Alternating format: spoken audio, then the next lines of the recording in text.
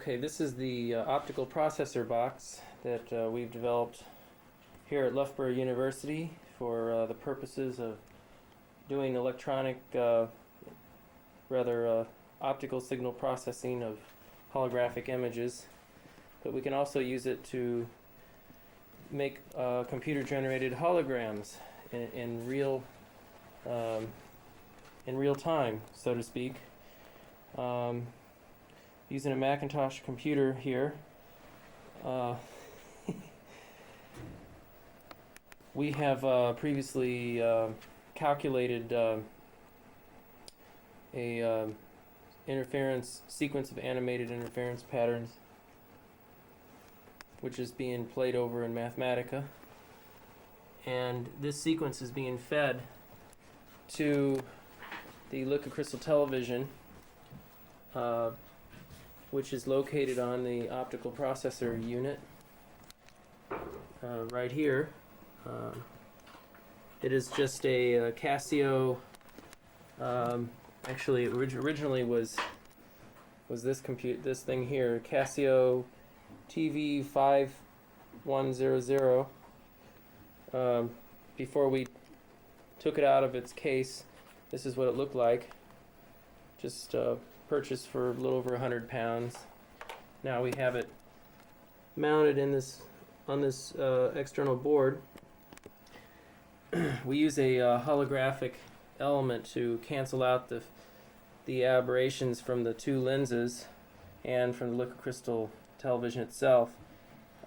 Originally, we make the hologram, this element, by using a reference beam coming from outside the processor board. We use this laser here, helium neon laser,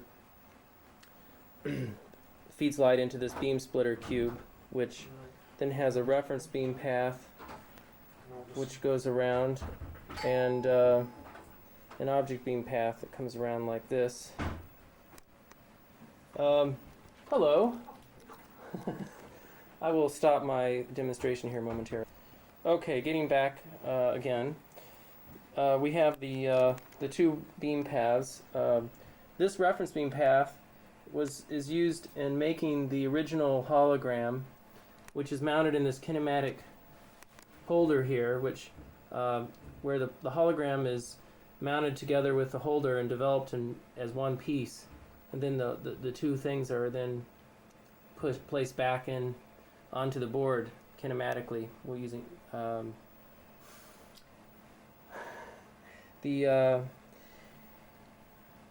so that during the original recording, this is what we have, and then during playback, this laser is now used, which goes through this path and then sends the phase conjugate reference back through the hologram in the opposite direction.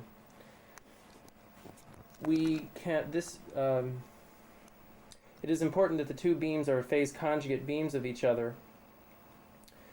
The way we check is by looking at the light coming through this pinhole. When the two beams of the two reference beams, this one and this one, should both traverse through their partners' pinholes, and when they're going. For instance, this beam of light here is coming through the pinhole from this side. So it comes through here, it goes through the pinhole, and then comes back out this way. So right now, we are reconstructing the hologram, the holographic optical element, by sending this beam of light through the element. You can see that the actual beam diameter is fairly small here, and in fact, we only use a very small part of the hologram, only the part that at the very center gets used in making the hologram. The object beam, when we originally made this hologram, we used an object beam which is sent in from the back side through this spatial filter here, and then this mirror was not here. This mirror was taken out, so the beam goes through here, originally we had a 10 times microscope objective mounted here. That goes through this, then it goes through these two lenses, and the light then focuses down on this side of the, so that it meets up with the same, roughly having the same area as this spot here. So the object beam and the reference beam both have the same small spot on the hologram here. The important thing is that this hologram here now is, when it plays through these two lenses, it cancels out the aberrations of the two lenses, and in fact in this liquid crystal television there are tiny little array of pinholes that are a mask that's built into the television, and the light actually has to repropagate back through those same pinholes on this television, so that when it comes through on this side, it makes it through all the pinholes simultaneously. This is another way of checking for alignment. Is we can look at the screen behind the, put a screen behind this television when we're reconstructing, and we look to see that we have uniform illumination of the screen, so that means that there's no moire effects occurring between the hologram reconstruction and the mask. Finally, the next thing is that when we're reconstructing, what we end up with is that in front of this microscope objective, we get a Fourier transform of the whatever image is on the liquid crystal television gets modulated into a Fourier as a phase signal. It becomes a phase modulation, and the Fourier transform of that modulation is formed here in front of the microscope objective. On playback now, the microscope objective is used to magnify up the Fourier transform.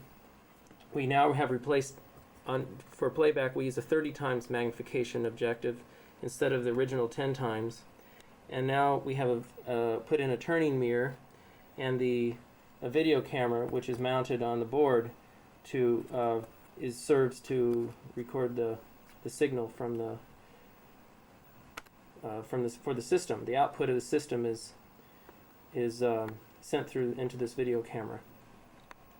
And one other important thing is this liquid crystal television originally had polarization elements on the front and back surfaces of it, and we took those off. Those are now removed, and instead we placed polarization elements in two places. One of them is at the back side of this microscope objective, and the other one is on this laser.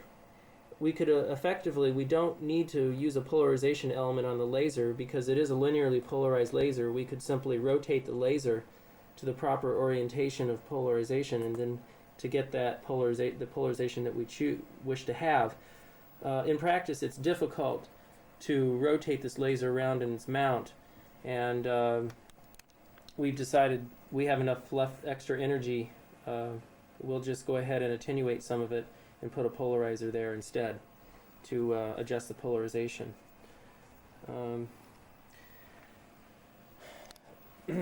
So giving you an overview of the whole system, this is is what the entire board looks like,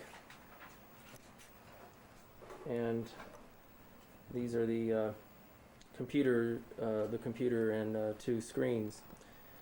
I'm going to turn off the lights now so we can have a look at an example of a computer-generated hologram and what it looks like on the monitor here. What actually is being formed in front of this microscope objective. The original volume is about 0.5 millimeter on a cube, and of course we've magnified that up so it looks quite large. So here we go.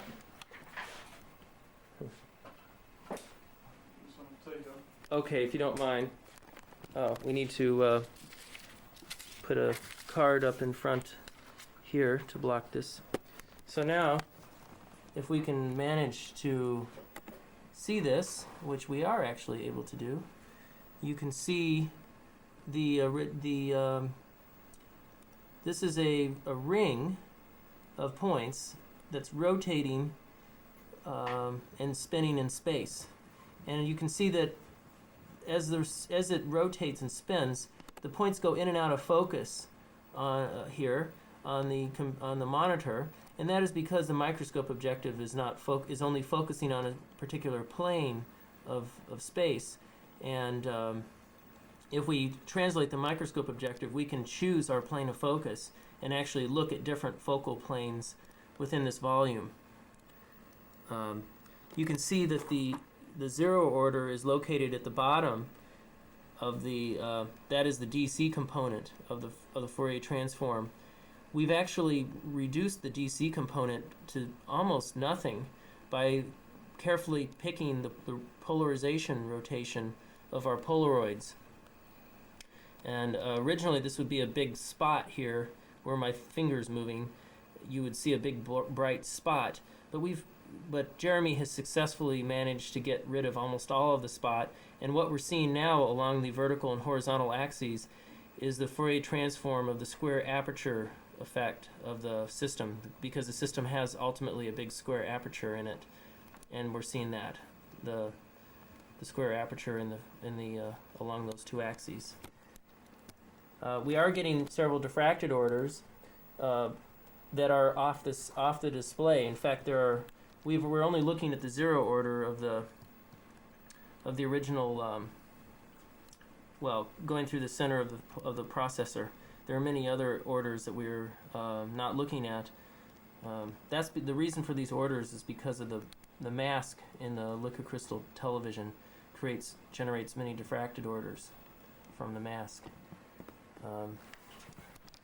I'm going to try to see if we can see anything here. Probably we won't, especially if I'm not pointing it in the right spot. This is actually the Fourier transform plane. I put my screen up where the Fourier transform is in front of the microscope objective. Let's see if I can get this. It's probably hopeless. It's okay. I'm almost finished. Imminently. Okay. All right. Well, anyway. Okay. So just sort of. It's recording right now. It's recording. Yeah. I pushed the silver button. Okay. So once we have built our system, we can in fact.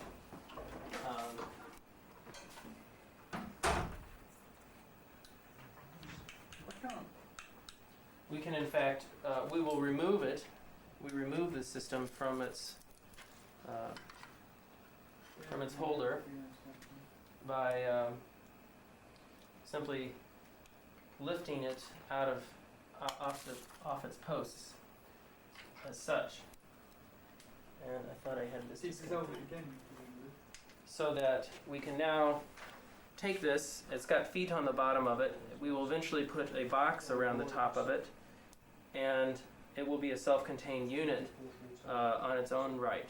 And we can now replace it with a new board that we're going to manufacture next. So we're going to make this new board in identical characteristics in every way to this board, and in this way we can make several boards without having to change the optics of this system here. These optics remain the same, and we just put a new board on there, and this board will fit exactly back in and be aligned with the rest of the optics that are on this table. So I believe that's the end of it. One more thing is that change we made is that we're now using an achromatic doublet here. This is a plano-convex lens here, but this doublet helps correct the aberrations for any off-axis images formed in the Fourier transform plane, because we have this is essentially a diffraction process where the liquid crystal television diffracts the light, and that the Fourier transform is really a diffraction of the liquid crystal, whatever image is on the liquid crystal television. It's a far field diffraction of that, and we do get some off-axis components that are a millimeter or so off-axis, and we want those also to be corrected of aberrations. phase conjugate hologram is only guaranteed to cancel the aberrations for the very on-axis component, the zero order, diffracted order in essence. So that's about it. You can stop at any time. And I'm Don Barnhart, and I'm signing off.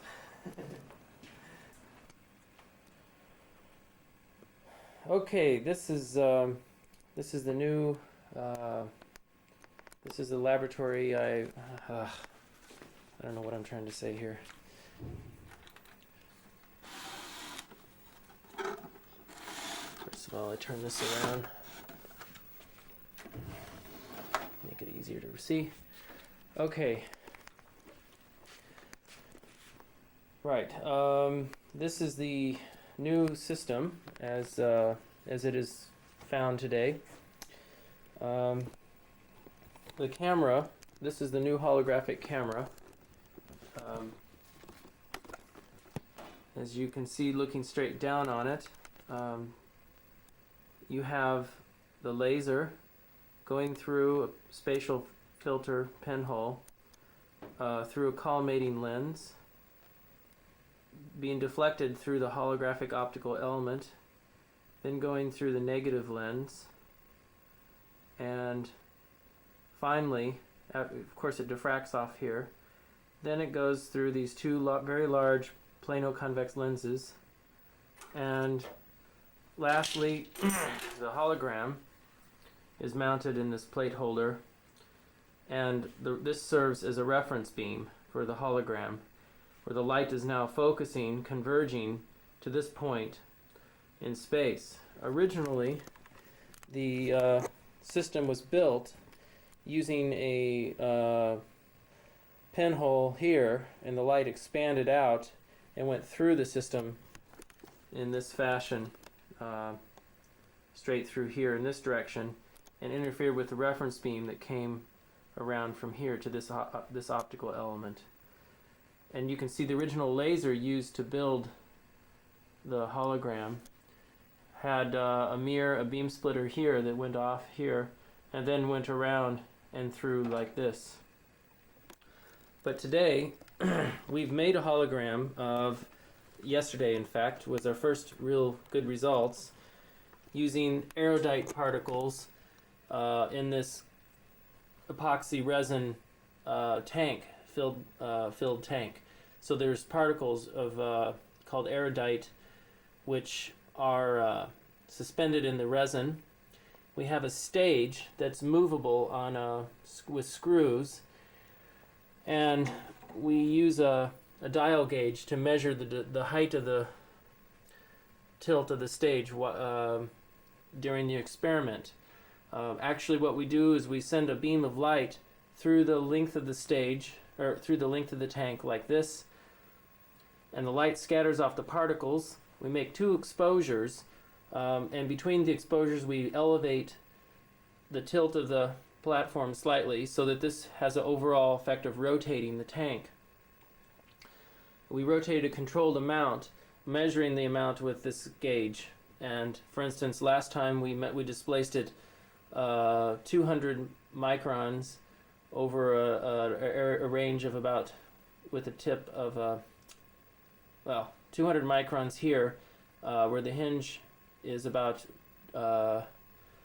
50 millimeters away, located here roughly from the 200 micron change.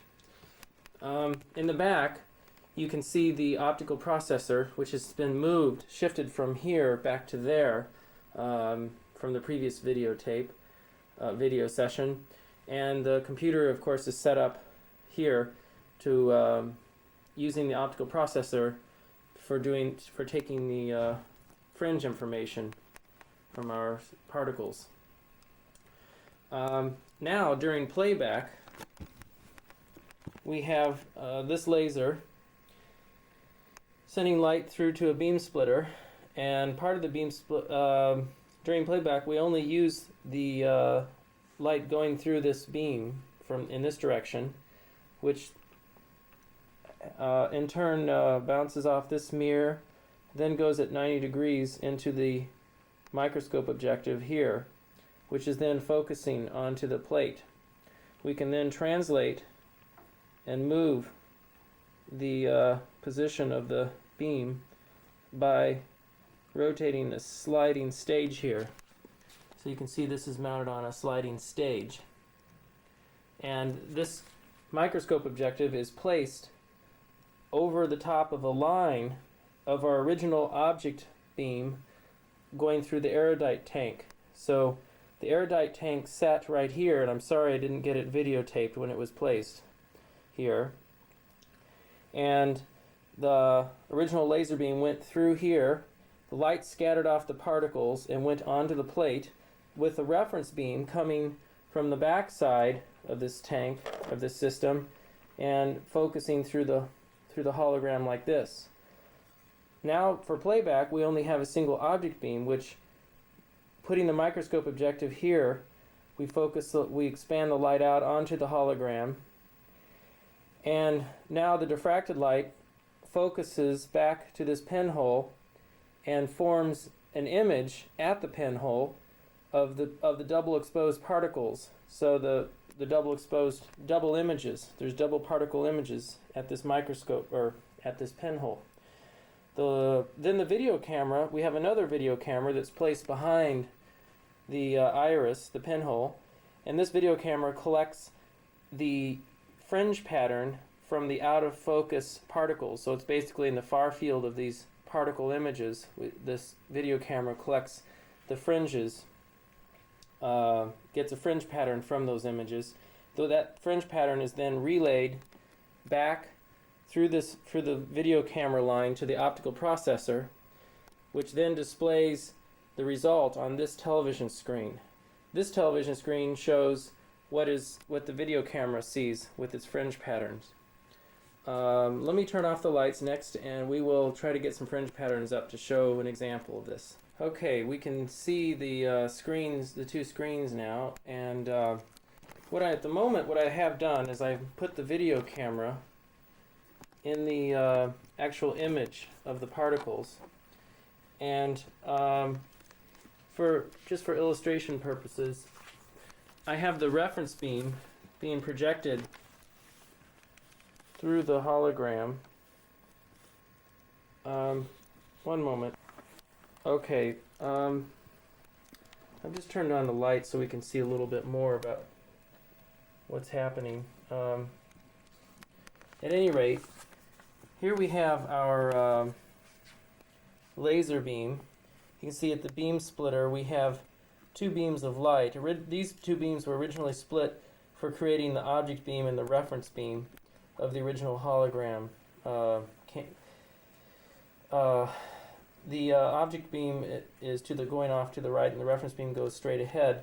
The reference beam goes through a spatial pinhole, then gets collimated, comes along, hits this mirror that turns it at 90 degrees, and then sends it through the holographic optical element.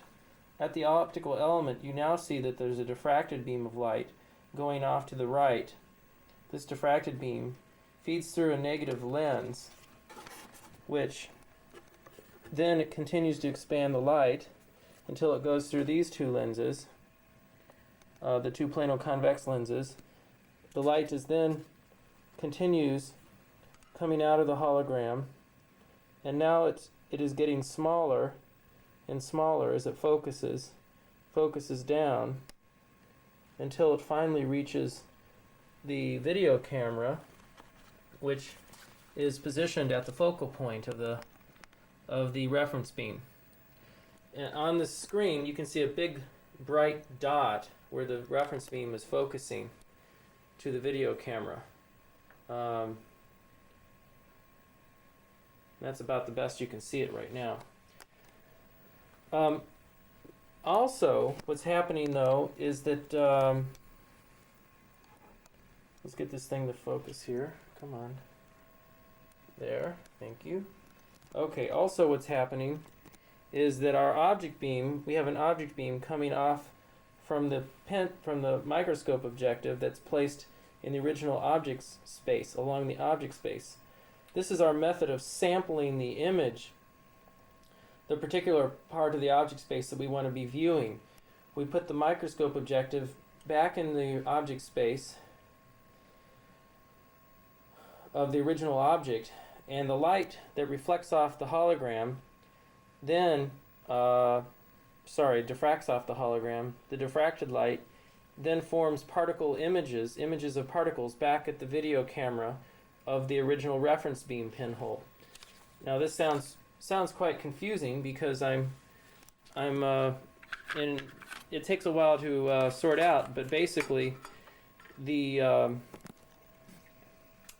reference beam now becomes the object beam for the final image, and the original object beam is now the reference beam of the used in the forming the image, and the camera now can stay fixed, and we simply translate the microscope objective back and forth to get to pick different images out to be looking at. Now here's an example. We've got an example here of on the screen. Really hard to see, I'm afraid, but there we have it. We have an image of some particles, and notice that all the images look rather blurred and streaky, but particularly at the very center here, there's a spot where the particle image is reasonably well resolved. Now, if I'm sliding this camera around, we get as we get away from the particle image that we originally saw. Now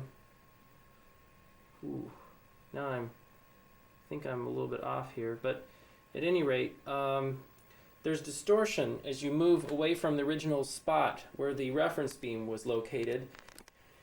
And this distortion is unimportant for us because we are only concerned with looking at a pinhole around the original reference beam spot.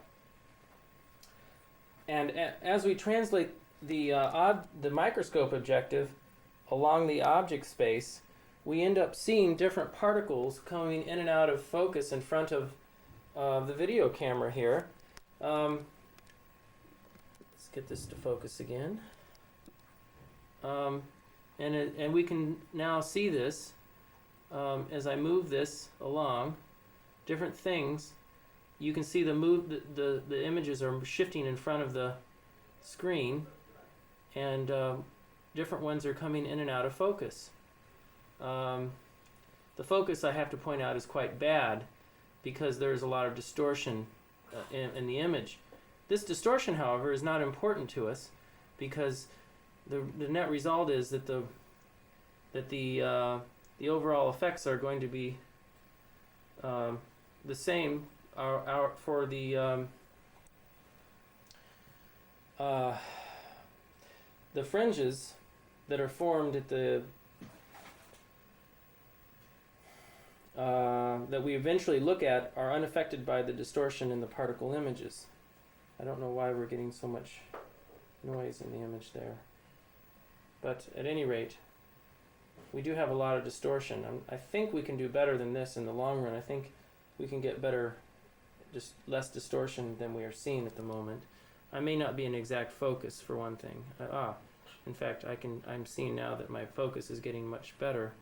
As I shift the camera around, I can get much smaller images by just changing the positioning of the camera just ever so slightly. Okay. Yes, this is a pretty good example. Here we've got double exposed images. This is from T1 and T2. T1, T2. You can see they get shifted in this direction. All right. These are the images that we ultimately want to be analyzing. We put a pinhole around everything else, so only the energy from these images pass through the pinhole from the central images. We then have, in a moment, I will show you the fringes formed from these two, not actually from the two images, but from the fields that these images represent. So there's a complex field of a wavefront propagating through, and that momentarily they form images here and here. But the field still correlates even when the images are not, regardless of having good images. I will put a pinhole now into the space where we are viewing, and I will move, by moving the camera backwards. Actually, I think I can do this now immediately almost. If I move the camera back, we start seeing fringes forming on the screen. The fringes are very difficult to see until I cover up the light source.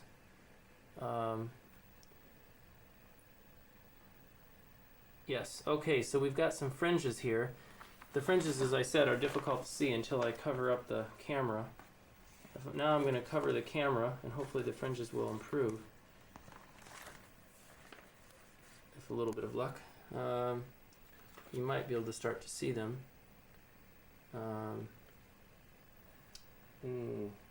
Okay, I'm going to shut the camera, my video camera, off here for the moment and get the pinhole aligned, put into alignment. Now, here you can see very clearly that there are some fringes formed. This is coming from double particle pairs from the experiment. And you can see the tilt of the fringes are oriented in this plane, so that means the vector of the normal to the fringes is this way. Back in our correlation space, you can see this is the zero, or this is 0, and here's our correlation. This is a fringe. This is the result of our fringes. This gives a correlation peak located right here, representing the vector. I'll get it. This gives me this is a pretty good representation of the system. Now, if I translate the microscope objective around on the around the image, what happens is the fringes sometimes disappear. In fact, very often they do disappear entirely, and other times they reappear. As I'm moving it slowly, sometimes we get, as I move it along, I'm just going to show the fringes. You can see there are some fringe patterns, sometimes they're rather complex, and they show rather complex features that are not relevant. They show spurious results because some of the vectors are in fact coming from particle pairs that are not actually partners with each other, but are something else. But nonetheless, you can see that there is a lot of, as I move it along, the fringes change from the different particle images that parade in front of the pinhole. It's almost like a big parade. And for instance, right here, we end up with some very nice fringes, peaks. Now, if I'm going to show the correlation space now, I'm going to do the same thing, but this time, instead of showing what the fringes look like, I just simply show you as we parade along. This is the correlation function as it moves around according to the fringes. Right now, there's no correlation. Suddenly, a small one appears, and the correlation appears again, depending on whether or not some particle images or some particles are present in front of the pinhole. Here are suddenly we have two images, and they look, one of them is spurious. Two correlations, I should say. Now there's another set of correlations as we move back and forth. Going back in the same direction again. We've just traversed about 1 inch of space.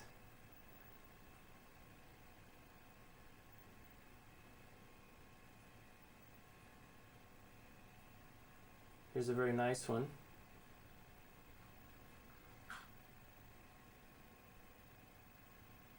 There's a very, very nice one.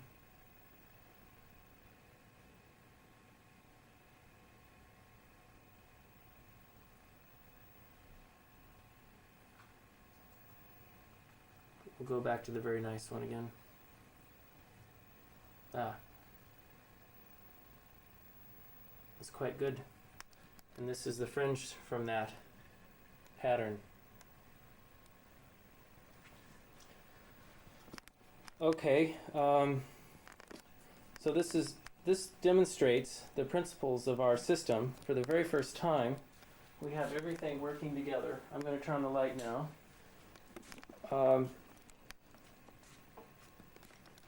This demonstrates clearly the potential of the system to work as I had envisioned for it to.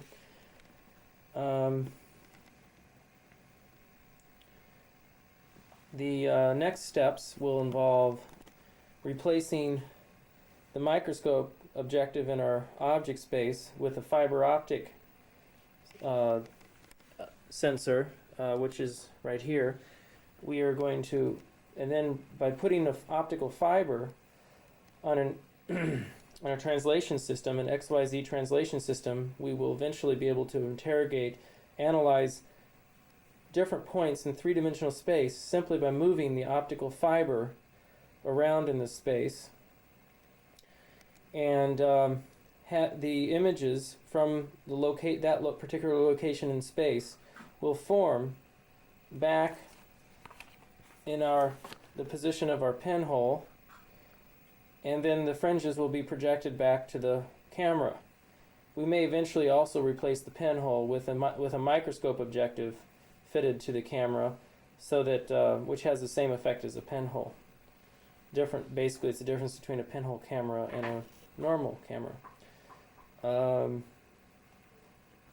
The other thing that we're going to do is, instead of having a single hologram back here we use a single hologram to make our exposures. We will now replace it. We will now use two holograms. This is the empty holder for a second hologram. We'll use two holograms, and for using a different hologram for each exposure of our plate, of this holographic plate. And this time we translate each of these holograms, focuses a reference beam to a slightly different point in space, and that gives us an artificial image shift, which creates a bias, a fringe bias, and bias is the correlation, the optical correlation, and allows us to determine the direction, negative and positive displacement directions. We'll be able to distinguish between positive and negative displacements, and in that way we can eliminate directional ambiguity. I'll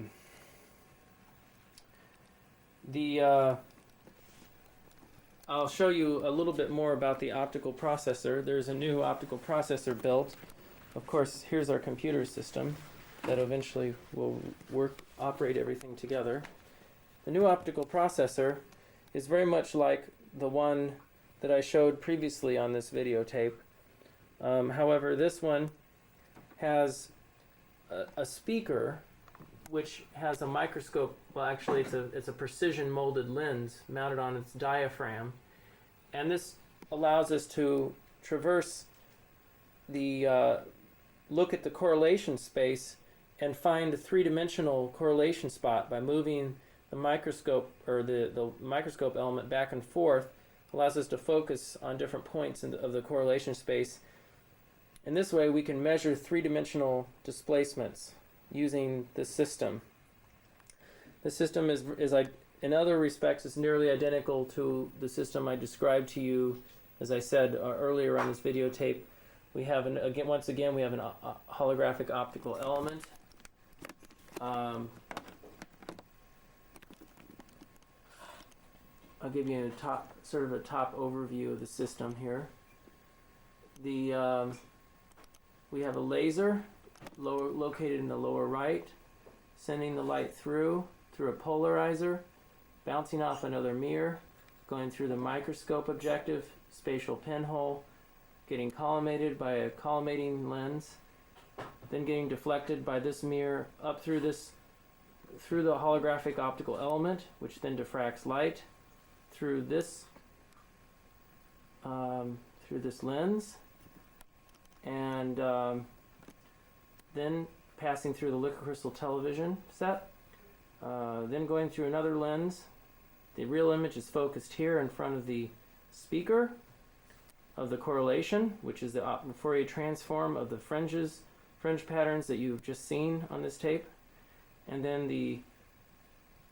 this is just a relay lens that relays the image back to this video camera in a slightly magnified form from this point here.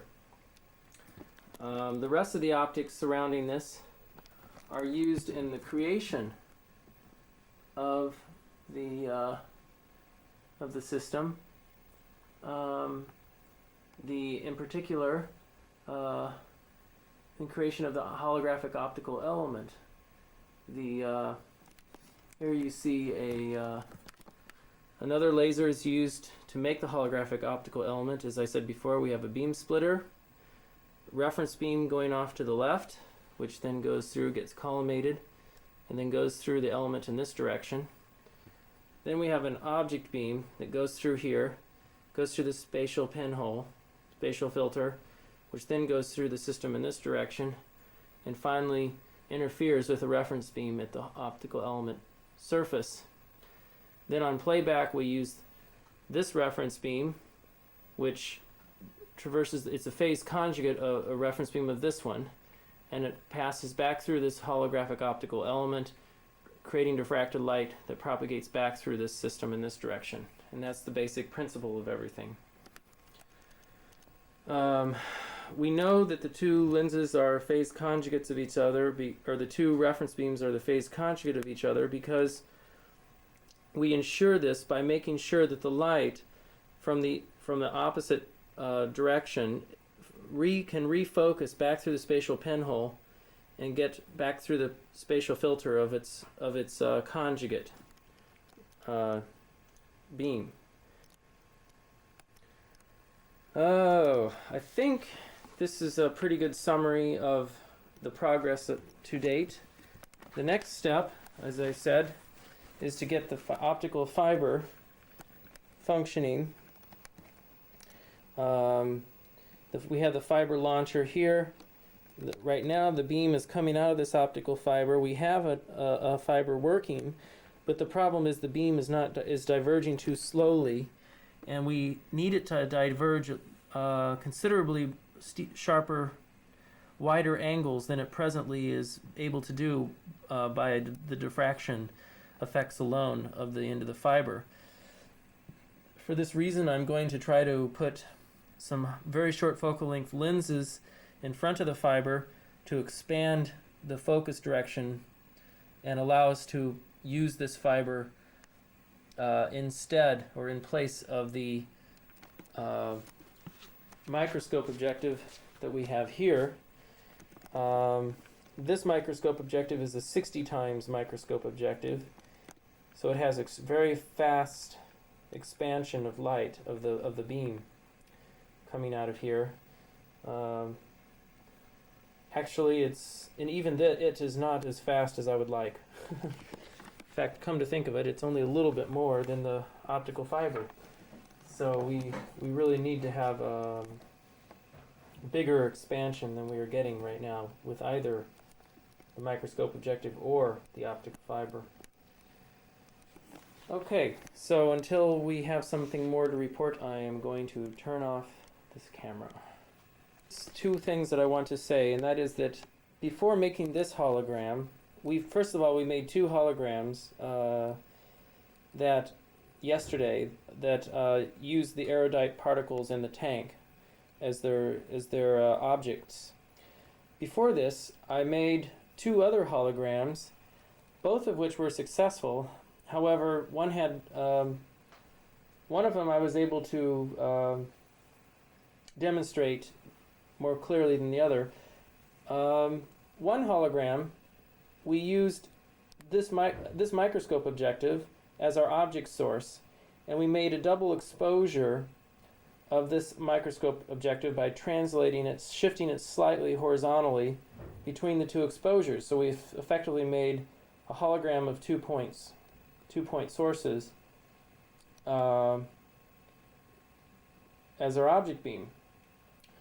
And this worked very well, and we ended up having a single set of fringes projected onto the camera. The other hologram we made was of a rotating disc that moved like my hand, and we placed the disc directly in front of the hologram and rotated it at a very slight angle, and then made a hologram of that.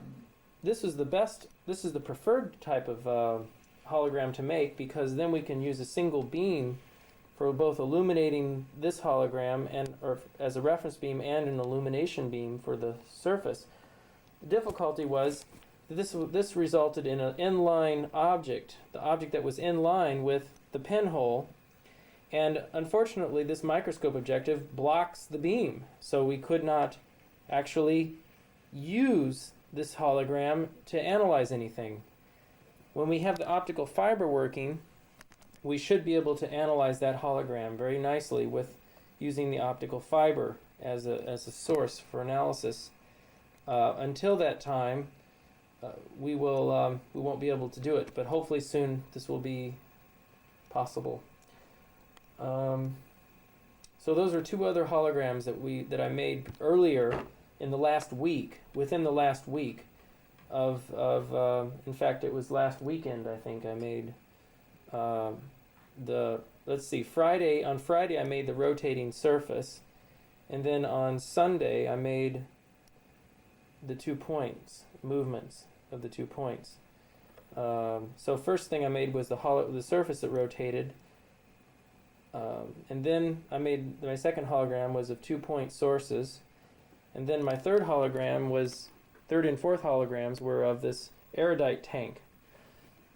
The exposure times, interestingly, were for my first hologram I used a 25-second exposure time. That is of the hologram of the surface rotating. Then for 25 seconds per exposure. And then for the 2 point sources, I used an exposure time of 30 seconds, roughly 30 seconds for each exposure. Finally, when I did the erudite tank, we increased the exposure time. For the third hologram, it was 45 seconds per exposure. And the fourth hologram, we used 90 seconds for each exposure. What I've learned is that we of course use a rehalogenating bleach to process these holograms with a D19 developer as of now. What I've learned is that you don't need very much exposure in order to see particle images very clearly, because even though the hologram appears to be very weak and not very darkly recorded, it still forms very sharp images, very bright images that can be clearly seen by the video camera. When I first made the erudite particles with a 45-second exposure time, I felt that the exposure was not strong enough. So I went back and made it for 90 seconds. But then on playback, on viewing the hologram, I've learned that actually both holograms work equally well. And even the 25-second or the 30-second exposure seems to work fine as far as the fringes are concerned. There's another interesting thing that I haven't mentioned earlier, and that is that I've been refining the techniques of the optical processor, of the holographic optical element. I've been trying different process chemistries. One problem I was having was that my holograms were not diffracting were diffracting with very poor efficiency at the phase conjugate reconstruction angle for my optical elements. And what I learned was I have to use a rehalogenating bleach. If I use a solvent bleach, or if I fix it and use a rehalogenating bleach, both of those cases result in emulsion shrinkage in the emulsion. This is not a problem. It does not distort the image, but it does kill the diffraction efficiency. It makes the diffraction efficiency very bad It doesn't brag match at the proper angle, and this creates this is unacceptable. So really, the best solution is to use a rehalogenating bleach without any fixer. This preserves the emulsion shrinkage is the best, and it results in the highest efficiency of the diffracted image coming off the hologram at the right angles, the correct angles. We also went through a lot of trouble deciding on this negative lens here. When we chose to use this negative lens, the reason for this is to try to collimate the light, and it makes it into sort of a Newtonian telescope arrangement. And this negative lens is necessary because if we don't put a negative lens, we have a focusing beam that then expands afterwards. And we're going to put a hologram on each side of the focal point.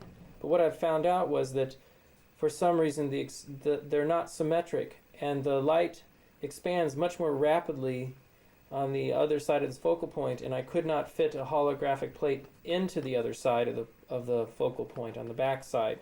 The expansion was too great. So by collimating it, I've been able to control the expansion.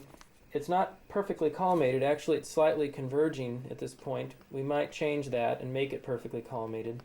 But then we're able to get two plates in there very, very easily. The other problem, though, is that the outer portions of these big lenses focus differently from the inner portions. They don't have the same focal points. In fact, there is no focal point really for this system because the lenses are focusing at different places from different points on the lenses. This is not a problem, except that the result is that the intensity is not uniform across the plate surface from the collimated beam. The collimated beam is actually not a uniform intensity. Instead, it's non-uniform because the outer edges of the lens are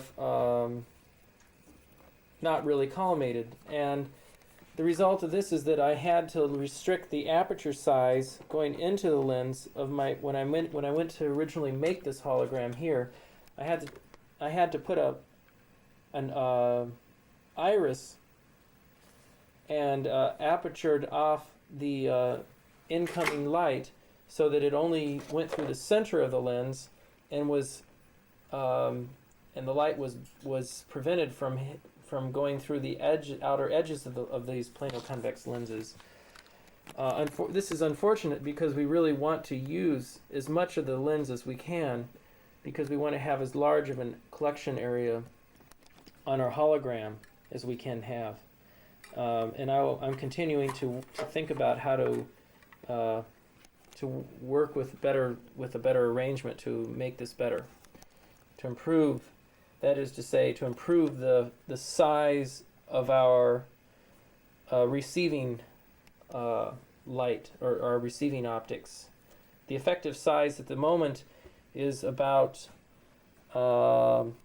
perhaps 2/3 of the overall lens diameter. So instead of being 6 inches, which is what I planned for it to be, it's only about 4 inches at the most.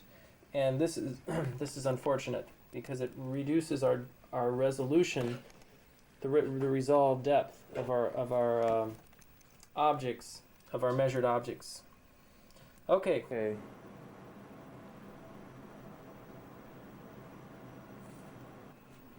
Okay, hopefully this battery won't be dead in a few seconds. So this is the new setup that I've been working on for the last few days.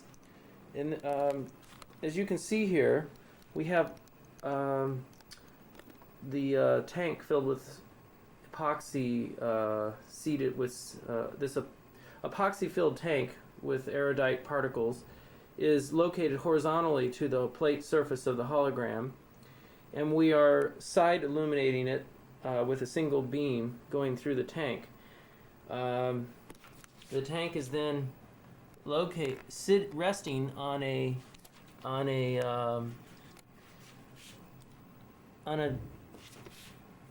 stage that that tips up and down like this, so that the tank actually twists in this direction between two exposures of the hologram, so that the particles within the beam are being moved accordingly between two exposures. And I use a dial gauge here, located here, to measure the actual displacement of the surface between the two positions. This dial gauge is capable of measuring 2.5 micron resolution, and I'm moving it an overall distance of 100 microns between the pivot point. Well, the 100 microns up and down here, which is pivoted back to about here, which is about 2.5 inches back from the dial gauge position. And this is the gist of of this experiment. Of course, I have my beam splitter here, which bounces off this mirror, goes into this mirror, which then is sent straight through the tank at a constant height. Over here, I have my camera system now, and the hologram is now located in this holder. I have an optical fiber which is mounted on this pin. There's a lens in the front here that shines light out to the hologram.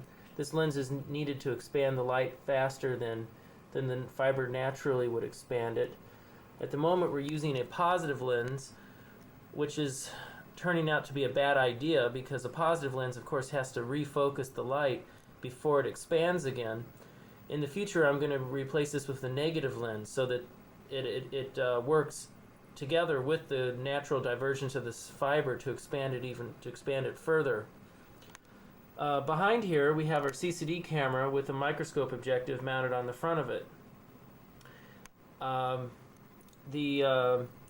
This signal is being then sent to the optical processor, which is over here, that's covered with plastic to help shelter the camera from stray light. Then we have two screens here that display the input to the processor, and then the output back from the processor. The exciting part about this setup is that for the first time, I've demonstrated the use of an inline imaging system with a reflection hologram, where the object is located in line with the reference beam. And when I go to analyze it here, I put the fiber in line with the image, and the camera is behind the fiber and looks at the fiber is then slid back and forth on this stage to sample different parts of the object space. And you notice this wire right here.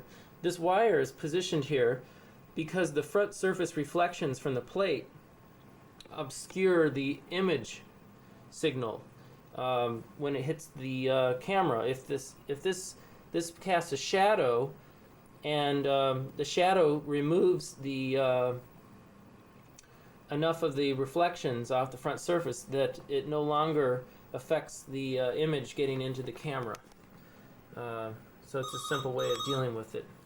Okay. I had to answer the phone here, so I can't quite recall what I was talking about. But as I seem to recall, anyway, we have this wire here, and this wire serves to block the reflections off the surface of the plate. And it does a great job of that, and it works out pretty well. Getting rid of that problem. For a while, I couldn't see any images in the camera because the front surface reflections were much brighter than the actual signal that I was trying to see. But I found by just putting this wire, which casts a shadow on the plate, I'm able to get enough signal. My big concern right now is the size of this lens and the size of this system here. I have already reduced this size significantly from my original fiber optic setup, but this is too big. It is still hurting the quality of my output to some extent, and I'm working now to replace this with a negative lens and a much smaller diameter opening or aperture here, so that ultimately I'd like to have the much smaller cross-sectional area for the fiber, and I think I'll have that by tomorrow, hopefully, because I'm getting the lens sent tomorrow. I'm going to turn off the lights now and show what the system looks like as a sample of what, just a sample of the system. Here, first of all, here's the tank, and this is what the tank looks like when it's getting illuminated by the particles, and you can see the particles are scattering the light all the way across the tank very, very, very vividly.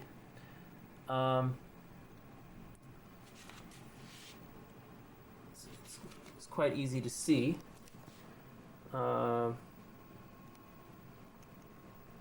Okay, that's just showing what the subject looks like. Now we go back here and we see the fiber. It's shining light, and you can see the shadow being cast by the wire, and that shadow effectively blocks enough of the light that it doesn't allow that the reflections off the front of the glass are no longer hurting the camera image. If we put a card in the way, we can begin to pick out some particle image. You can see the shadow very clearly here from the wire, and this is just covering over the camera position. Also, there are particle images. You can see the line of particle images lying in the shadow from the original subject. However, only the point at the front, in front of the lens, has minimal aberration. I'm still not happy with the aberrations. I think they should be reduced from what they are. And this is a result. There is a lot of aberration in the resulting image coming from here, but I can work on improving this with a better chemistry. At the moment, we're using D19 developer with the rehalogenating bleach, but previous experience has taught me that D19 developer is not does produce some aberrations in this kind of hologram, and if we use a GP62 developer, which I have to mix up, and that's what I will do next, then we will have a much lower aberrated image hologram. Now, here's the image that the video camera is picking up right now. You can see this spot here is a result of the shadowing from the optical fiber. But you can see these nice stripes along here, and this is actually the fringes formed from the double exposure. There are some other stripes that are more subtle, like along here. There's these bigger, slower fringes, you might say. I'm honestly not 100% sure which one is the right one, which one of these fringes are the most important, but I believe it's the highest frequency ones that are holding the displacement information. But it's possible that this low frequency fringes might actually be the correct ones.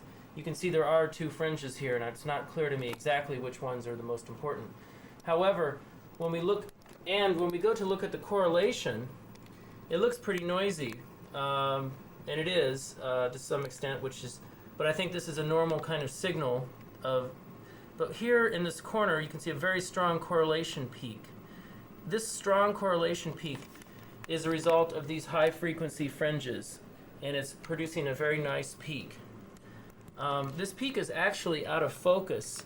The true focus of the center plane of the correlation space is right here, and when I've shifted it now, the correlation itself is now out of focus, and then I can put it into focus, and you can see that the center bit gets really blobby, which is out of focus.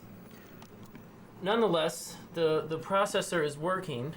Here's a minus correlation and a plus correlation point. It's demonstrating the basic idea, of the system, and this is what I'm going to have to work with. This is the kind of noise that I'll have to face when I ultimately do get it to work automatically with the computer. At the moment, there's only a single reference beam used to make the hologram. I've only have, as you can see, a single holographic plate to replay for the reference beam. One of the next steps will be to put in two holographic plates, one here and one here. And this time, I'm going to have build in an offset, a shift in the reference point between the two exposures. This image shift will result in putting a bias on the correlation peaks, so that instead of forming for zero displacement right in the center here, as you can see, it's almost impossible to see anything in this center area. It's just too much, there's too much noise there. We're going to shift it off axis and shift it up into this quadrant, so it's in the center of this quadrant when there's zero displacement. And then the displacement peak can then shift around here without being disturbed by this noisy area there. And that's going to be very important for this system to work successfully. That's going to be another step later in this progression of refinement.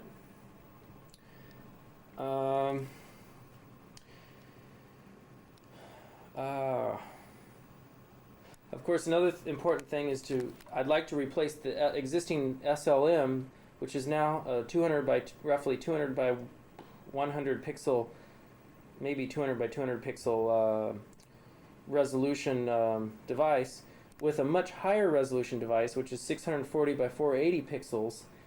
And by replacing that SLM, we'll be able to have much lower noise and should hopefully be able to resolve much better, much easier, get the correlation peaks more easily resolved in the correlation space. I think that's going to be necessary before we can really get the system to work at its best.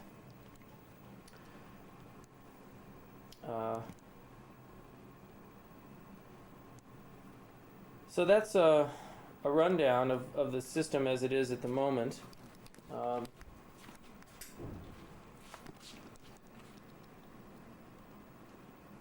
I think today what I'm going to do is possibly make two holograms. I might try making a surface hologram, that is a hologram of a surface at some stage, where I use frosted glass as my surface. I back illuminate it and then I rotate the plate, the frosted glass plate, and I want to see if I can get some suitable fringes to appear, if I can analyze these plate surfaces very easily. But the other thing I want to do is just reduplicate this hologram using a better developer, and seeing if I can, by using a better developer, if we can get lower aberrated images out of the system. Okay, so I think this pretty well fulfills what I want to discuss right now, and we will continue when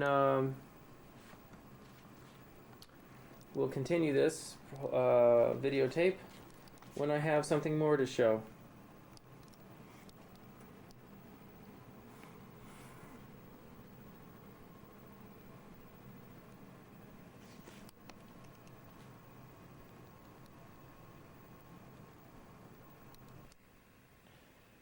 Okay, well, today I finally finished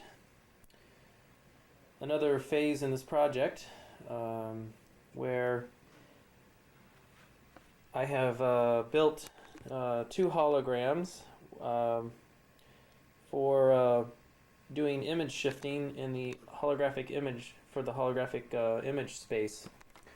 As you can see here, we have a spatial filter with a pinhole mounted on with a translation stage that's on a diagonal to the surface of the table, and this little translation stage here gives me very fine control of the movement of this of the pinhole, and I have a dial gauge that is set up to measure the surface of the movement. Well, to measure the movement in absolute terms of the pinhole during the exposure process, and or not during the exposure, but anyway, not thinking very clearly today, Victor. Oh well, forgive me for my stuttering and my sputtering, but that's just life. And I need to get this on tape so we can know what's going on. Let's see. Okay. So we have this translation stage, and it's mounted on a 45-degree angle to the surface of the table. And we make the hologram with the pinhole in two positions for two different holograms. We make the pinhole in one position for the first hologram, and then for the second hologram, we then, before we make the second hologram, we shift this pinhole some determined distance along the this 45-degree angle, and this gives us two reference beams for the playback, or for the recording of the final hologram. So we have two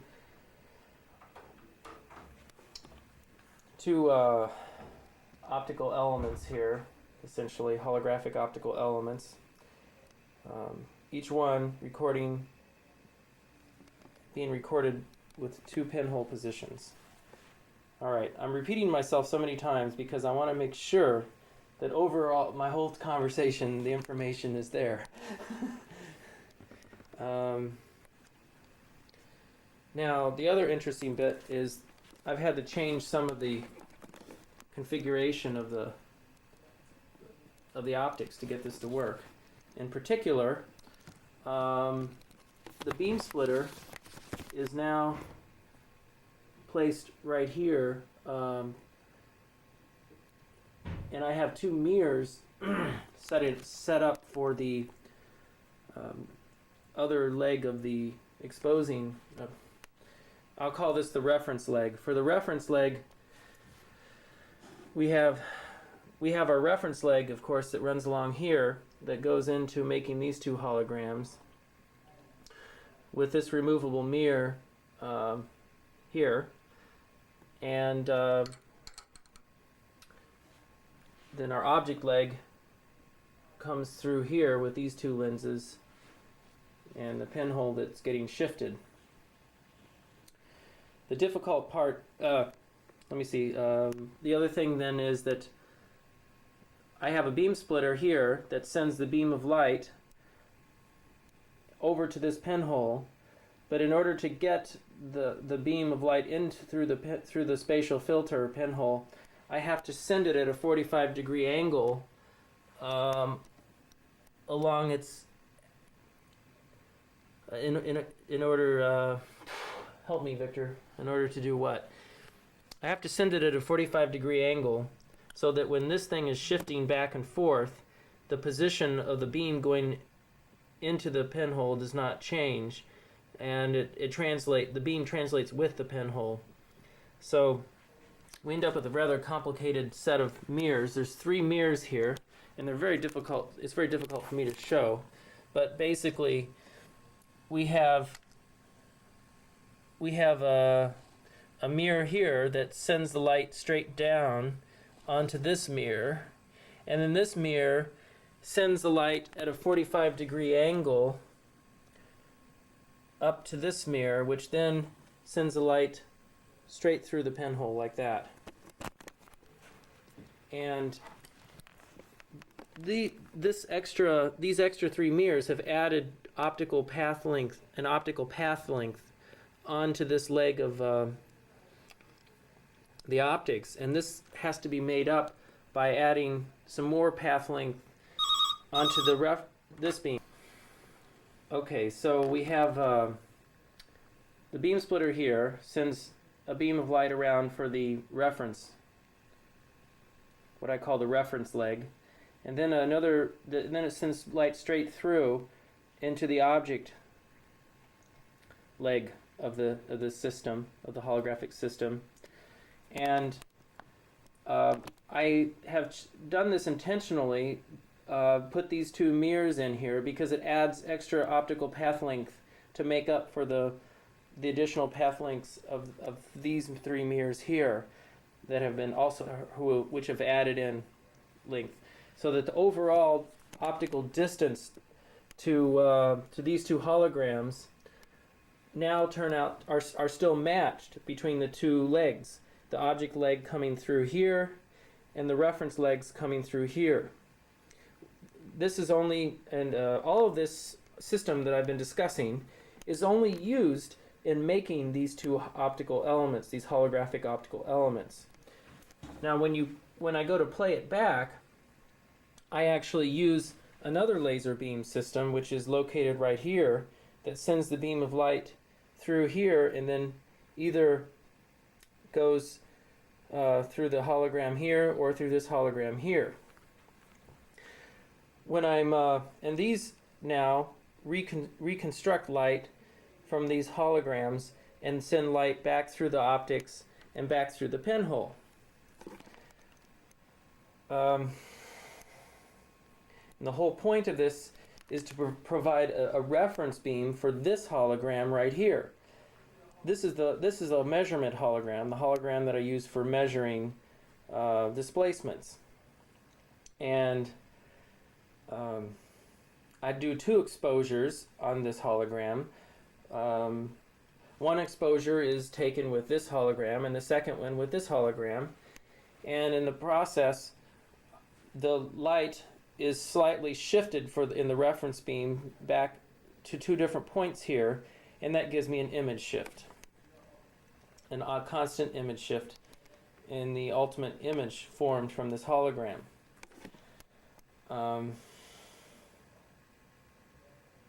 Okay.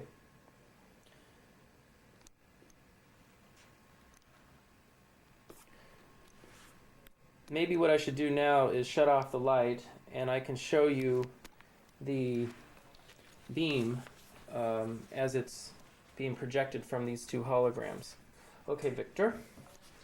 So if I put a card here, you can see this beam being formed from the first hologram. So the light is basically coming from this laser. So it's coming from the laser, going through the spatial filter where it gets expanded.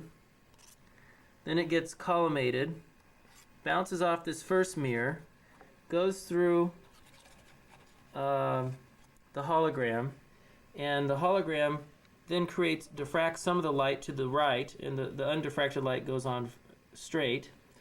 And it's the diffracted light we're interested in now. And this light then is sent through the negative lens and expanded up, going through the two lenses and back through this hologram, back through the hologram. And then back to its final position of the pinhole. When I go to, for the second exposure, I pick up this mirror, take it out of the way, and now the light is sent through this beam, goes through this hologram, and the light then passes through from this hologram. You can see the diffracted and undiffracted beams. It gets sent through the system and then back through, so that we have two reference beams coming from the two holograms, one for each exposure of this hologram. And at the moment we have a technical problem, and that is that a lot of light is getting attenuated by this hologram because the hologram is stained during the development process and it's absorbing a lot of the energy, and it's creating an unbalanced, the intensity is not balanced well with the light coming off of this hologram. So what I do in practice is I remove this to give me a little more brightness when I make this second exposure. In the future, though, this hologram will be left in place. It actually doesn't look too bad, but I think it is a little bit brighter when you take the hologram out. Yeah, just a little bit. It's hard to know actually, but I think I'll take it out. Okay. I realize that I kind of garbled a lot of this explanation, but hopefully it gives us enough information on this tape that it can be duplicated or at least understood in the future for my notes. The one thing I didn't explain was that we moved this pinhole 200 microns between the two exposures today, so that ultimately there will be an image shift of 200 microns here, which might be too much. If it is too much, I'll have to go back and remake the second hologram, this second hologram here, and try a shorter image shift. But that's the way it is now. And so if you could turn on the light, Victor. Yeah. So what sort of developer did you use? Okay. Well, for the developer, we used GP62 developer, and I used a rehalogenating bleach to bleach the hologram. GP62 from AGFA. And I might just try giving you I'm going to try one more time to give you a top overview of the system. I don't know how successful I'll be. So we've got our laser here going off to the beam splitter, 2 mirrors, and we've got our sets of optics below us here for the pinhole. We've got our iris here, which limits the light from hitting the outside edges of the hologram, which, because of the non-uniformities from the projected outer light, it has to be clipped, has to be cut off because these outer, because the way the light is exposing the holographic optical element.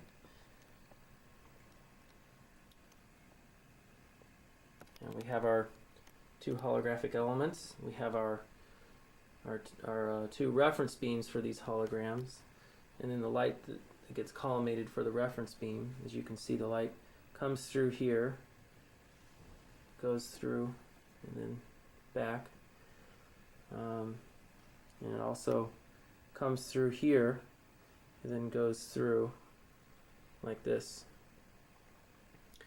And we have our other side, which is for replay, where it goes through like that. Okay, the next thing I'm going to do is trying to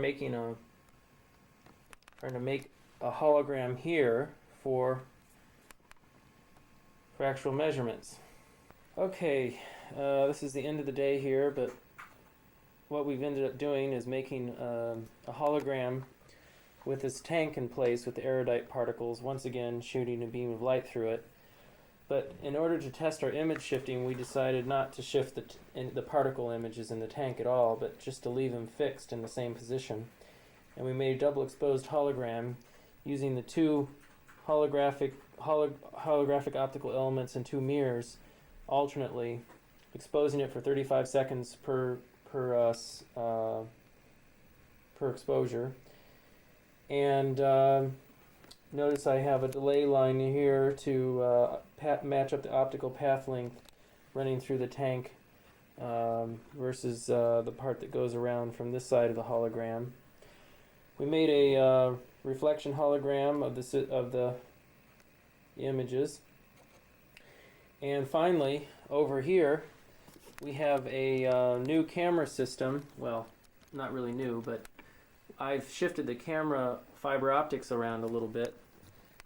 You can see the optical, here's the laser for the optical fiber, The laser beam feeds the light in through here into the fiber launcher.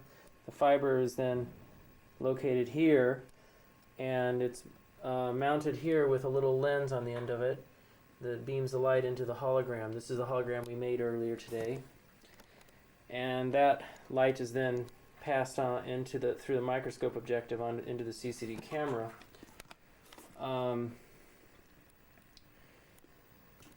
We are able to see the image shift, the fringes formed by the shifted images. Okay, Victor, go ahead and turn off the light for a moment. We'll try to get this on screen here. Okay, you can see the fringes here. These fringes are formed from double exposed images. Do you see these? This is the same particle, but it's getting shifted in space. Note that it's badly distorted. This is partly due to the reflection hologram geometry, and partially due to the fact that our playback system is not properly aligned to give minimum aberration. I'll have to work on that to get a better aligned system. It's an important thing to make sure everything, the geometry playback is identical to the recording geometry. At any rate, you can see that here's our two particle images, and they're really not quite in focus. They never do quite focus. As I'm just pushing the camera back and forth to see it. If I slide the fiber across the hologram, we get different sets of images, and oops, too far, but so you can see there are several images out there that we can view. Each one of these is coming into view as I'm shifting the camera, and I believe I just pushed the fiber too much, but at any rate, now if I take this and pull it back, you can see the fringes being formed in space due to the shifted images of the fiber, and this ultimately will give us our desired correlation offset. The correlation image is shown here, but unfortunately we're just getting too much noise and we're really not seeing much from these images.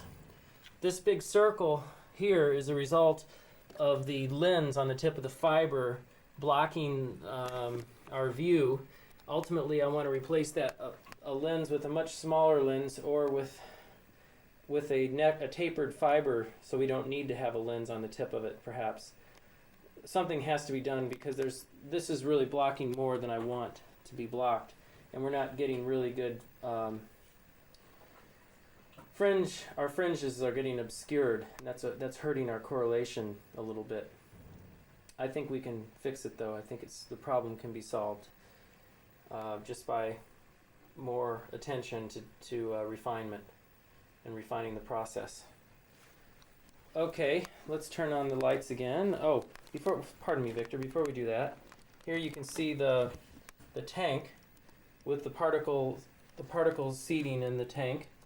The laser beam, you can't really see the camera system too well, but there is in fact the particle images in the original tank that we recorded the hologram from. Okay, let's turn on the light. And so this table is getting, I just want to show you an overview of the table to show you that this table is almost completely used now by my different various optical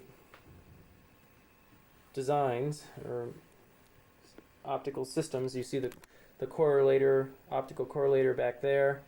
Here's the optical camera for recording the holograms, and here's the playback. The playback system is right here mounted on the slide with an optical fiber here. Here's the computer that will eventually be used to automate the whole system, automate the whole process. And might as well get a shot of me here, since I'm never on this video. So go ahead, Victor.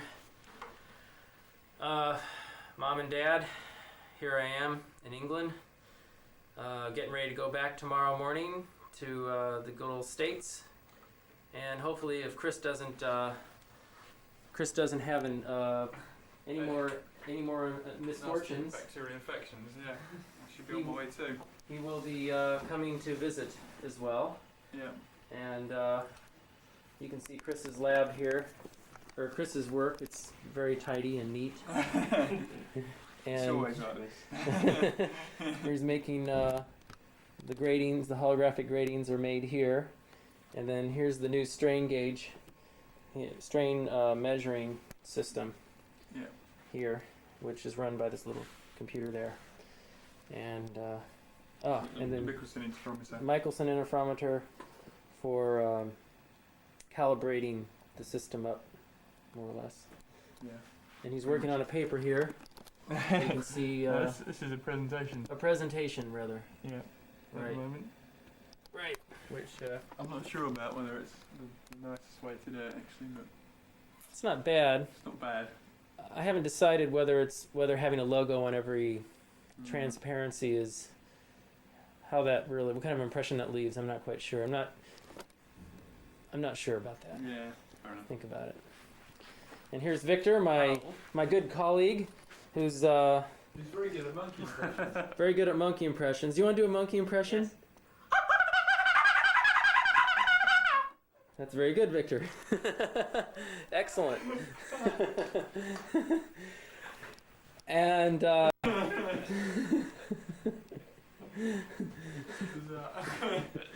so no problem.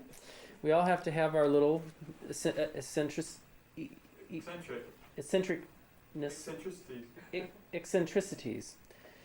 And that's it. I guess we'll shut this down and see you in a month from now. Hopefully when we have some more stuff to report.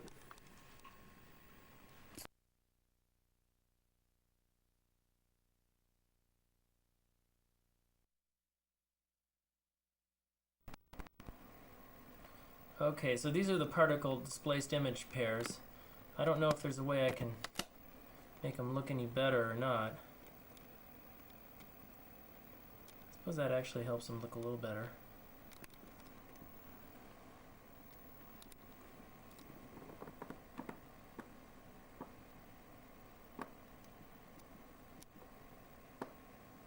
Oh, okay.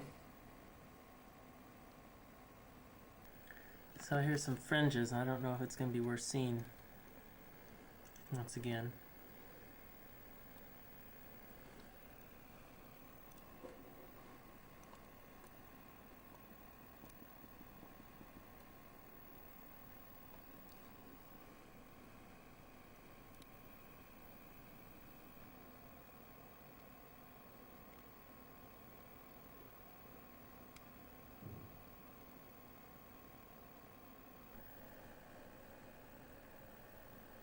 Here's the correlation space, showing the correlation function.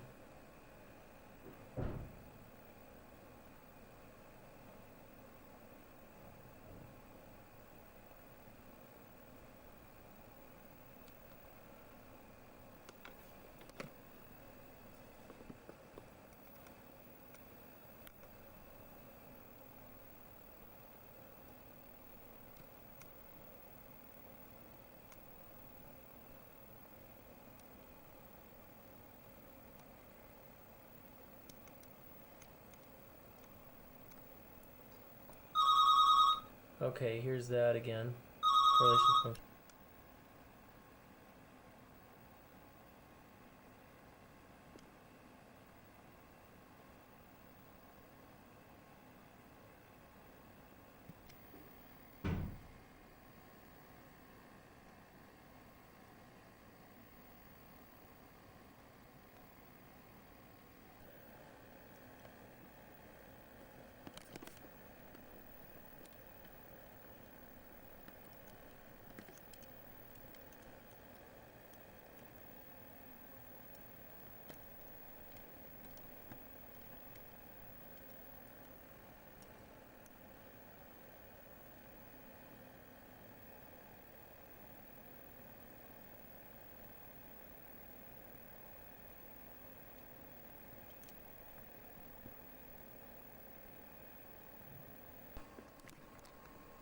Here's the optical processor. A box.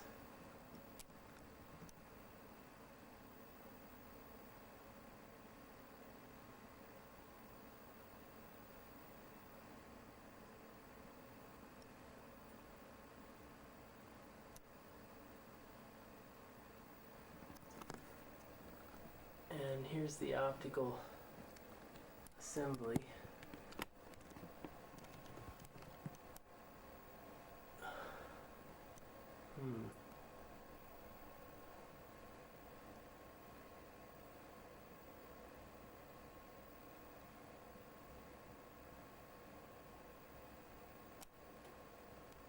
Okay, so this is all for a conference. Today is what, about the 5th of September, and here's the state of affairs. We've got the tank as our subject. We've just taken a hologram here using the using the image shifting technique of stationary particles stationary particles within the tank. What we were viewing on the television was the unshifted, the image shifted particles that were stationary in their motion.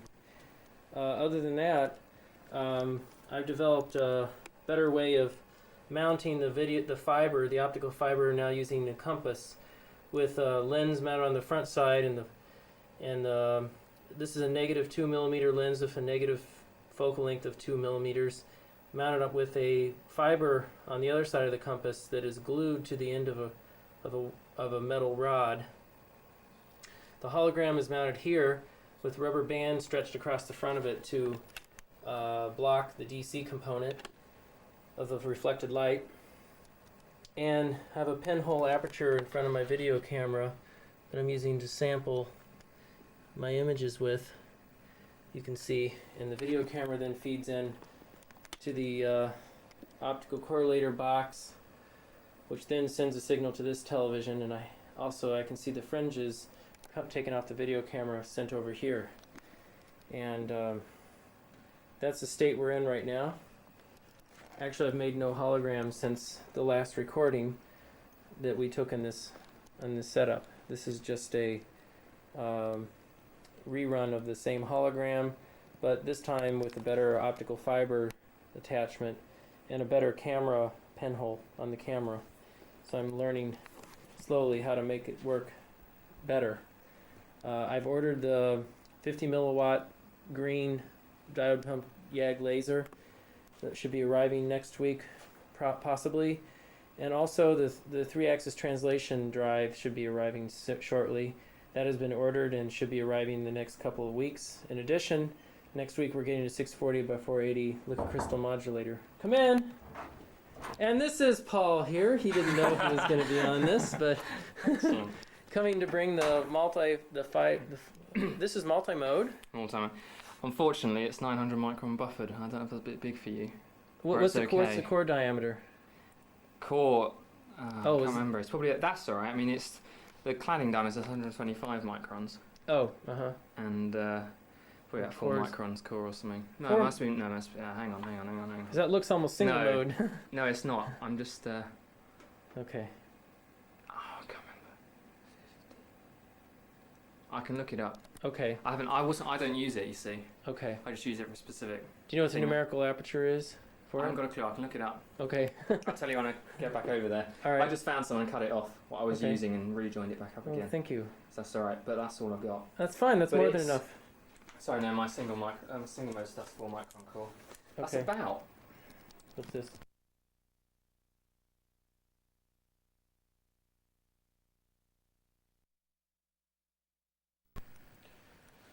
Okay, I'm recording now, just to let you know, Chris, and you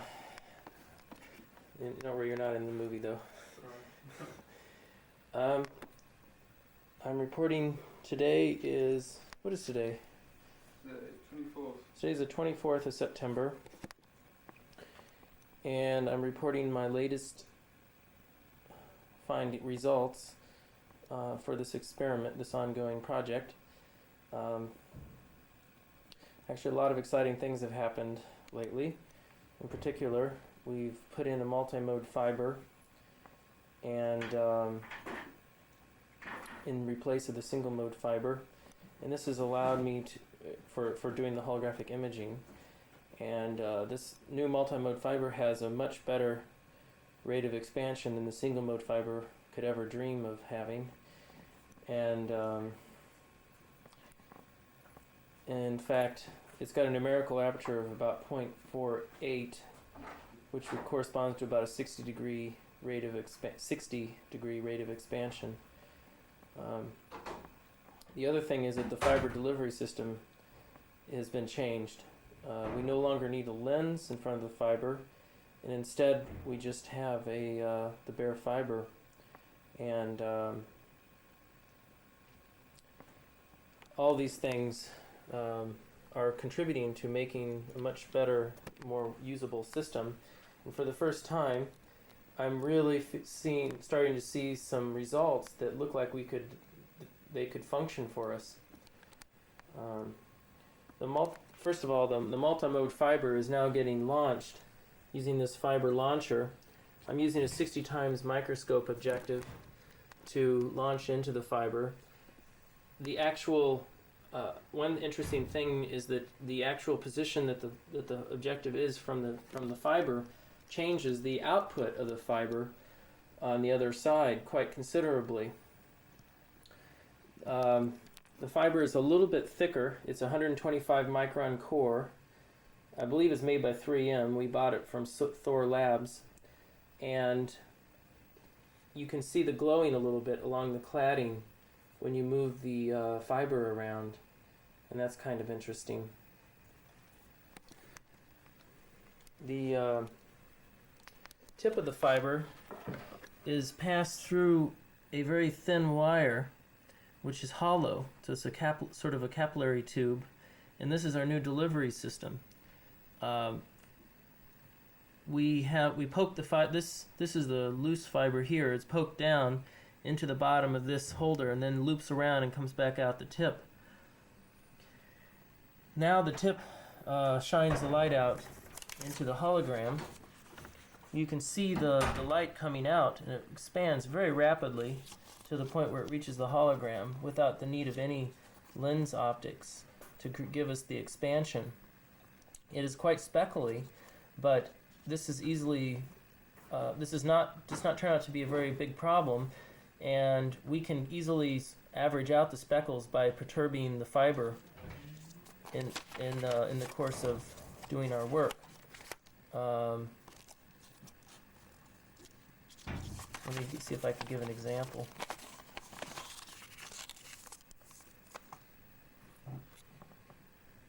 Here I'm moving the fiber in the background, and you can see the speckles are moving around.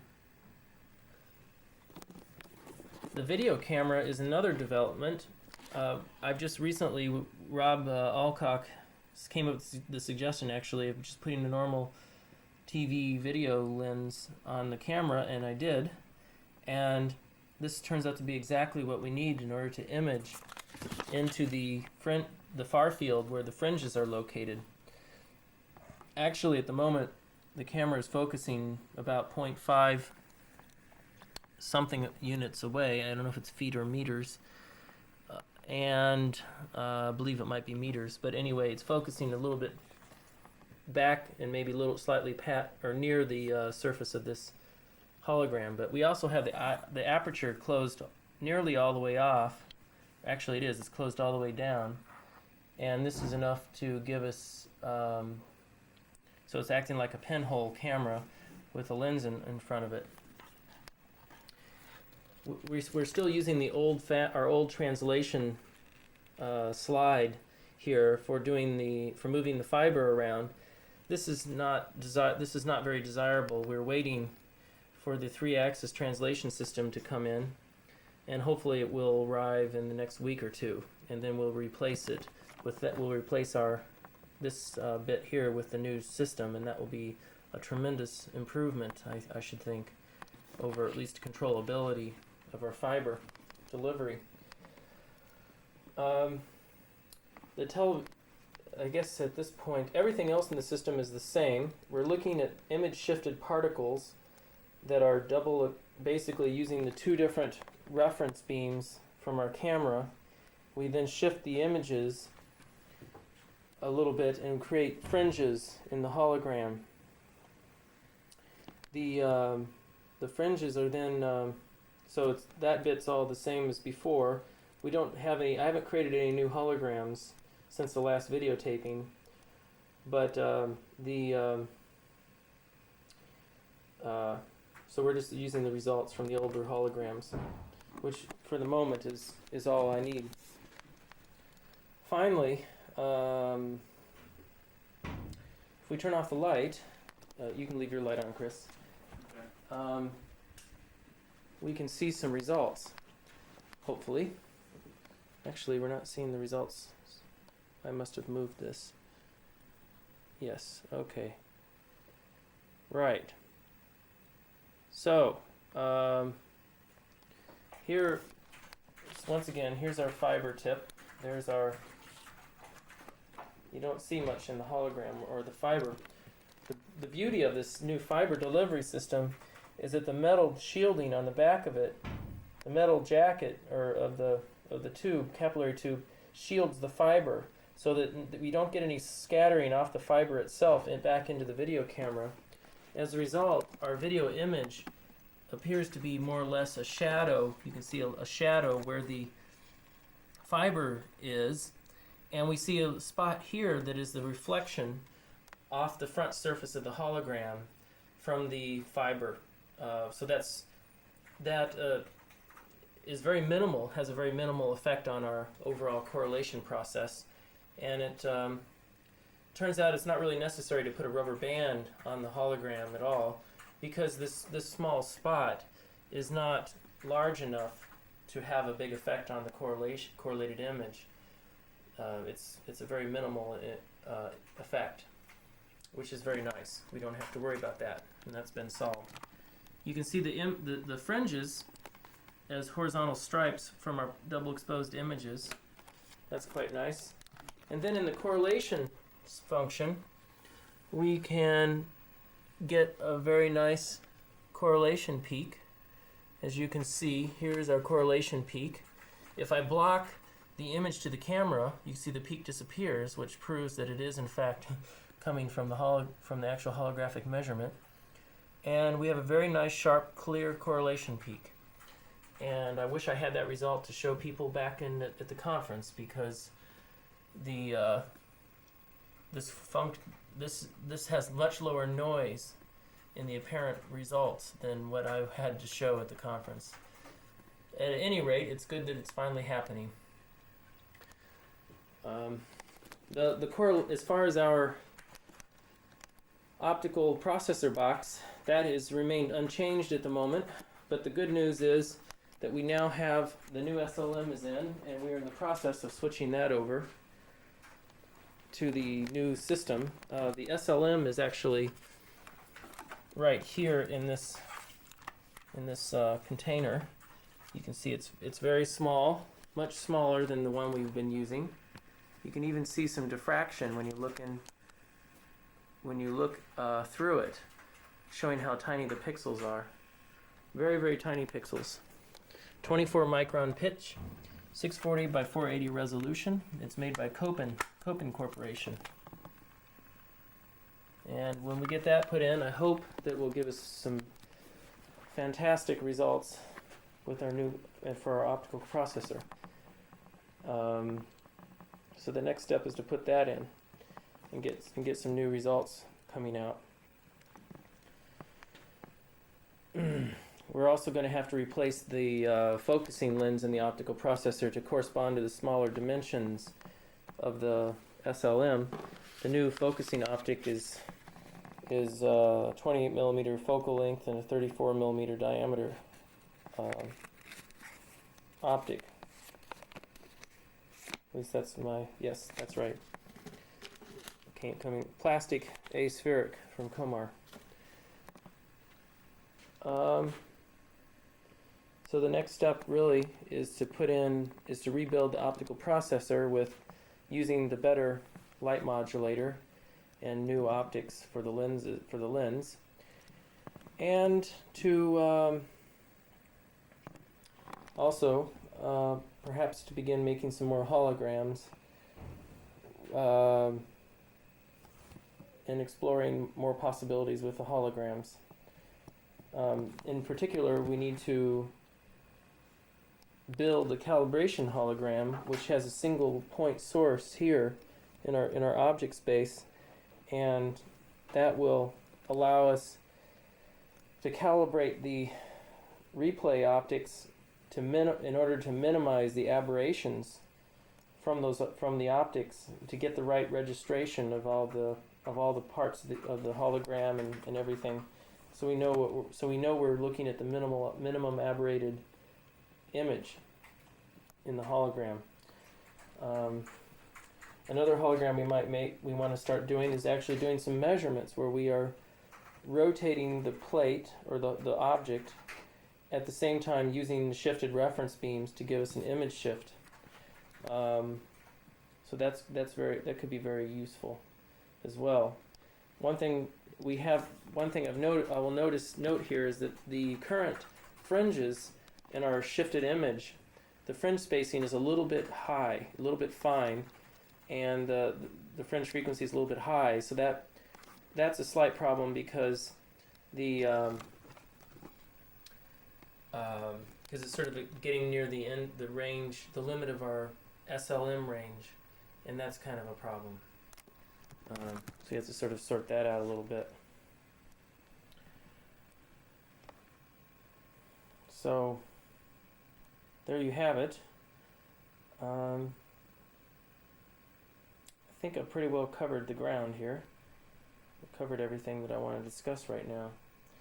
We also need to be thinking about building. Oh, we got a new frequency double jag laser right here, the coherent diode pumped 50 milliwatt, and at some stage that will get integrated into the system, but at the moment I'm going to continue using the helium neon lasers because we need to do more refinement before we'll be ready for the YAG laser to go in.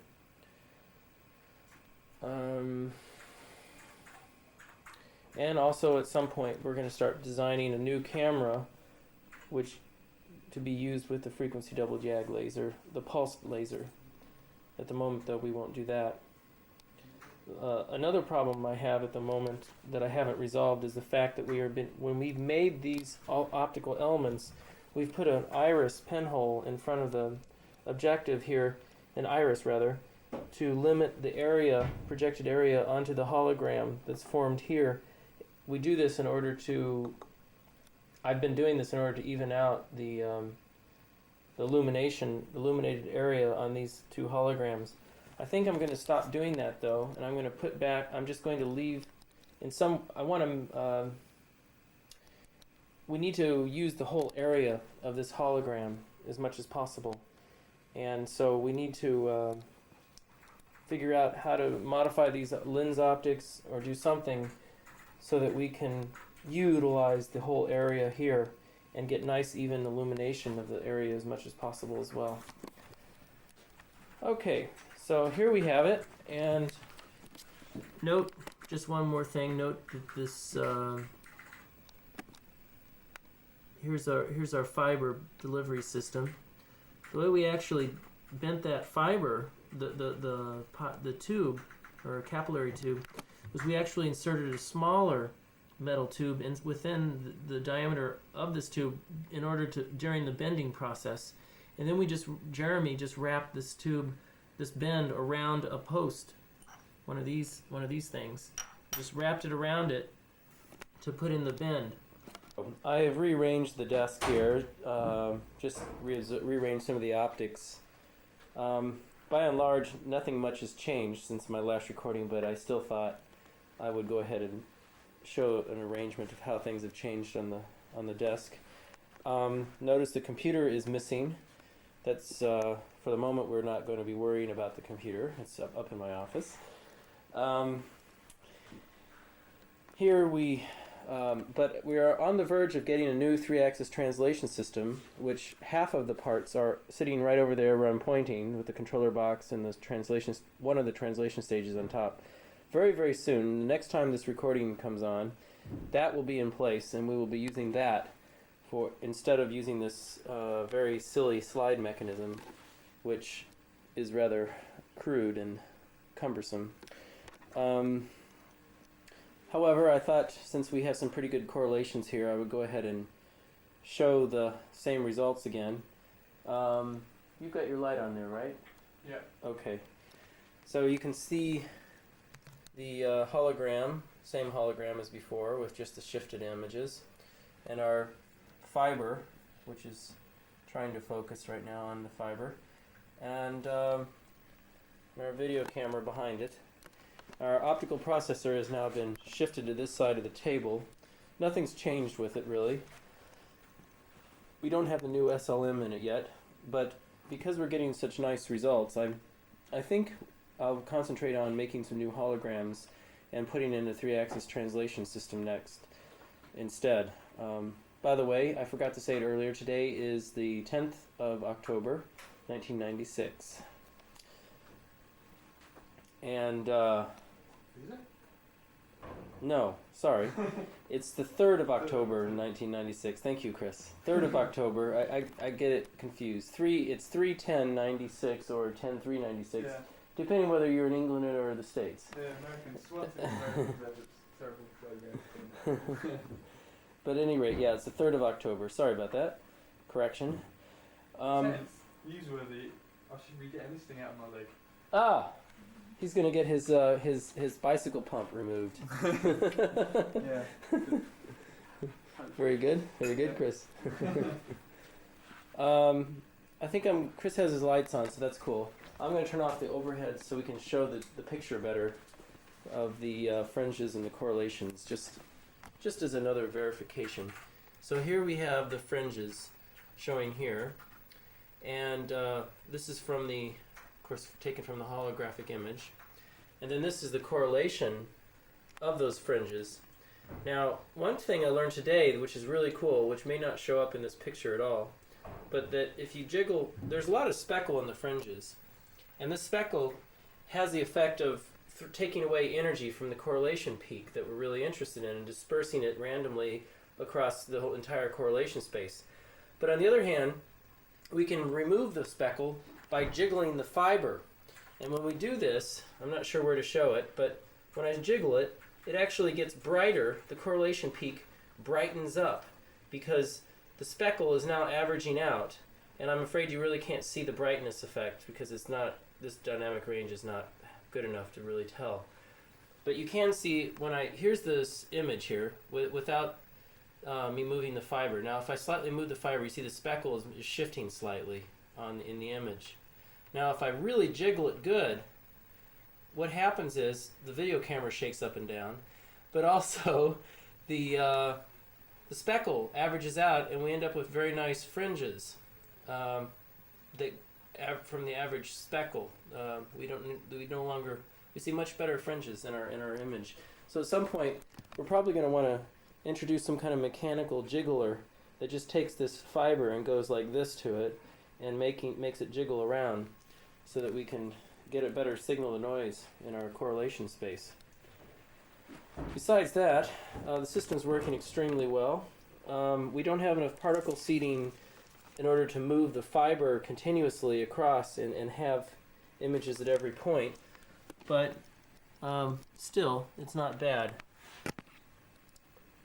You can see if I hold the camera down low, you can see the images forming in front of the hologram, and of course only one image pair or close to one image pair makes it into the video camera that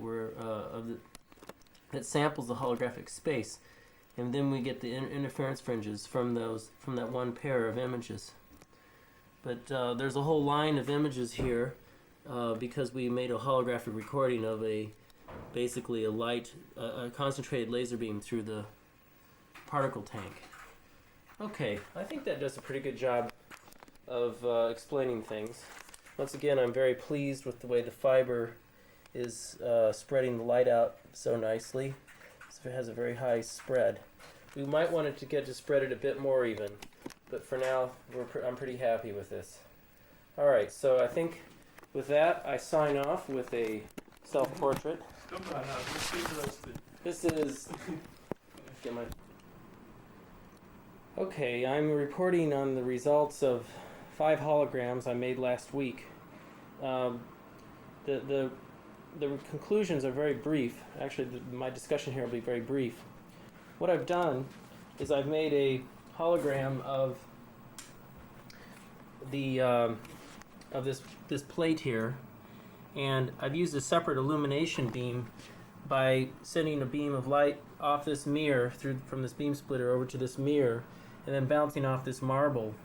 The marble then reflects onto the surface of the plate, and I make a hologram using the 2 different plates here for my exposures. Now, if you'll recall, when I make one exposure, I remove this holographic plate and this one in this mirror in order to get to the back plate, and then I make 2 different reference beam exposures that way. And here's the subject. We did 5 plates, and of the 5, only one of them did I actually weight down by using this weight here and then taking this away for one of the exposures. The rest of the 5 exposures were done with image shifting only, with no actual displacement measurement. I tried using without any illumination and only using the reference beam to illuminate the plate for the first 2 holograms. Then the last 3 holograms I illuminated... No, I'm sorry. It was the other way around. The first 2 holograms were made with illumination. In fact, the first 3 were made with illumination of a marble. The first hologram was made with a large marble. The second 2 were made with smaller marbles. And then the last 2 holograms are made without any illumination by the marble, but only relying on the illumination coming through the holographic plate. Unfortunately, our correlations are just barely discernible on the screen. You can just barely see a little dot here, and the fringes are shown here, but they're not very good. And so that's where we're at. There's a lot of speckle in the image, and we need to try to work on some new techniques to try to improve this, to figure out how we can get better fringe quality and less speckle. And the rest, my experiments now will carry on to try to get some better measurements in one form or another. And this is the end of the tape, so we'll have to go to the next tape now for the future measurements. So here's the fringes, once again, showing the fringes from the system. Now if I jiggle the fiber, the fringes show up a little bit better, but not much. So there you have it. I think this tape